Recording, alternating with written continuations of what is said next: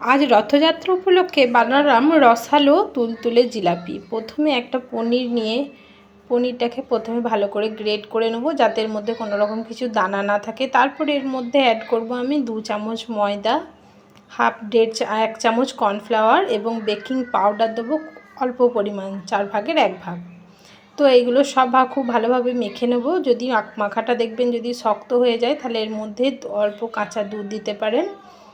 এইভাবে একটু পাতলা পাড়া করে মেখে নিয়ে এরপর একটা চিকচিকির মধ্যে রেখে আমি এটাকে আস্তে আস্তে জিলাপি শেপ দিয়ে দিয়েছি। এটা খেতে তো অসাধারণ হয়েছিল। আপনারা অবশ্যই বাড়িতে একবার বানিয়ে ট্রাই করবেন, সত্যিই খুব ভালো হয়েছিল। আর এরকম ধরনের কোনো রেসিপি যদি আপনাদের কাছে শেখে থেকে থাকে, তাহলে অবশ্যই আমাকে কমেন্ট বক্সে জানাবেন। আর আমার ভিডিও যদি আপনাদের ভালো লেগে থাকে, তাহলে অবশ্যই আমার চ্যানেলটিকে সাবস্ক্রাইব করবেন এবং আমার পাশে থাকবেন। দেখতে পাচ্ছেন কত সুন্দর রেডি হয়ে গেছে আমার রসালো জিলাপি পনির।